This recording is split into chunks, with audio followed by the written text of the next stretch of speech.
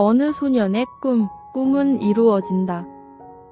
옛날 보릿고개가 있던 시절 꿈 많은 한 소년이 살았습니다. 소년의 아버지는 국민학교 졸업도 못한 무학이었고 어머니는 문맹이었습니다. 소년은 무지랭이 출신, 옛말로는 천민 출신이었습니다. 부모님은 마을에서 힘든 일을 하며 돈을 벌었지만 소년에게만큼은 아낌없이 공부할 수 있게 해주었습니다. 소년의 가족은 돈이 없어 참 많이 이사를 다녔습니다. 그러다 소년은 큰 도시로 가면 일자리도 많을 것이고 공부도 할 수 있을 것이라며 부모님을 설득하여 대구로 이사를 왔습니다. 고등학생이 된 소년은 대구 영남고등학교로 진학하였고 가난을 절대로 대물림하지 않겠다는 일념으로 허기진 배를 움켜잡고 친구들과 어울려 놀고 싶어도 꾹 참고 공부하였습니다.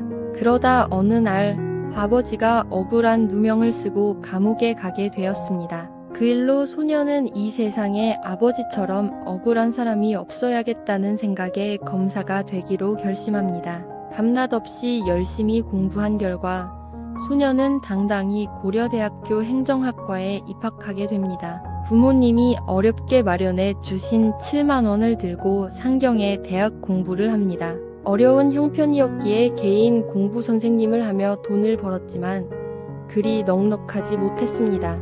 당시 학생운동을 하던 친구들도 많았지만 학생운동은 그에게 사치였습니다.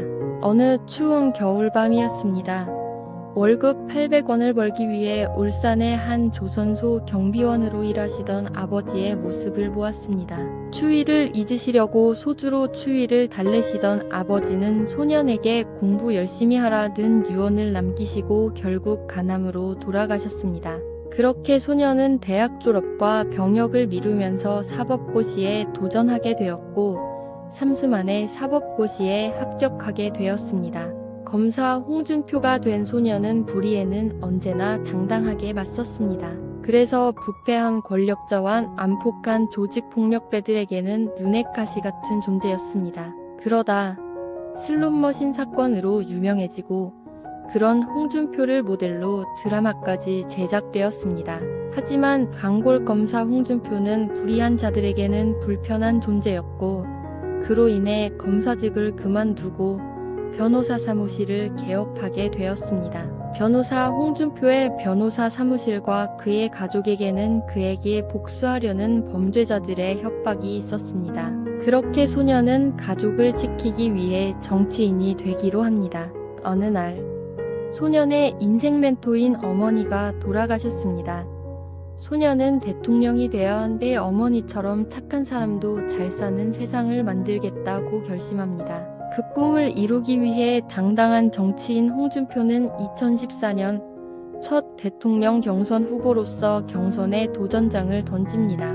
하지만 경선에서 낙선을 하고 경남도지사로 가면서 경남을 깨끗하고 살기 좋은 지방으로 만들어갑니다. 2016년 갑작스레 탄핵의 광풍이 불며 본의 아니게 자유한국당을 살리기 위해 대통령 선거에 출마하게 됩니다. 2022년 대통령 선거에서도 정치인 홍준표는 안타깝게 경선에서 떨어집니다.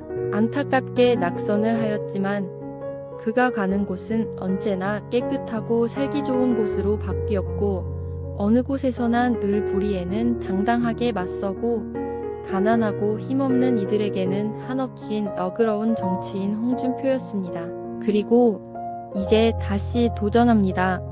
늘 정치인 홍준표가 외치던 부자에게 자유를, 서민에게 기회를, 이번도 탄핵 정국을 헤쳐나가기 위해 이제 우리 숨지 맙시다. 부끄러워하지도 맙시다. 제7공화국 G7 선진국 시대를 열겠습니다. 꿈은 이루어진다. 어느 소년의 꿈과 도전을 응원해주세요. 그의 꿈이 대한민국의 희망입니다.